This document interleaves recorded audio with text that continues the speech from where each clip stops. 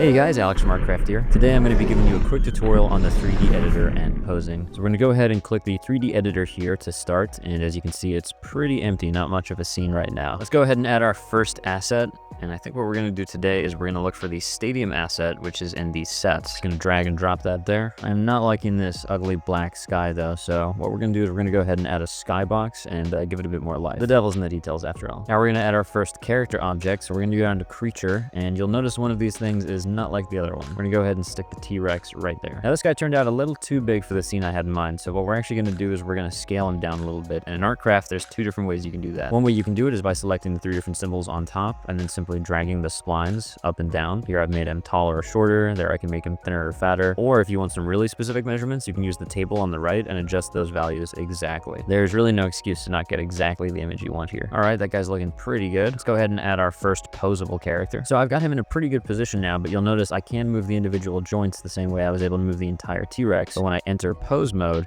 it opens up a skeleton here that allows me to do that. You're basically going to use the three wheels to rotate each individual joint exactly how you'd like it. Adjust the arm. Let's get the leg up there. All right, this is looking pretty good, but I'm not exactly sure I'm capturing everything I want to in the frame. So instead of adjusting the zoom, what I'm actually going to do is I'm going to go down to main view and I'm going to adjust the focal length of the camera. That way I can achieve the exact cinematic look I'm going for. All right, he's looking very Tom Cruise with those arms. Let's go ahead and write down a prompt. So something simple, an action movie hero is running away from a T-Rex, chasing him in a stadium. And then add some of the keywords that we want, like live action and cinematic. We're going to generate that. That's going to take about 20 seconds or so, and then that's going to appear up in our library. There's our image. Not bad. Depending on what you're doing, you could stop there, but today we're specifically showing you how to make a scene. So what we're going to do next is we're going to move over to the image to video tab. But just like we did with the 3D canvas, we type in what we want to happen in the scene. We click generate, wait about 30 to 40 seconds, and then boom, there you go. Thanks for joining me on this very quick, very simple overlook at the 3D editor. Next time we're going to be talking about merging 2D created objects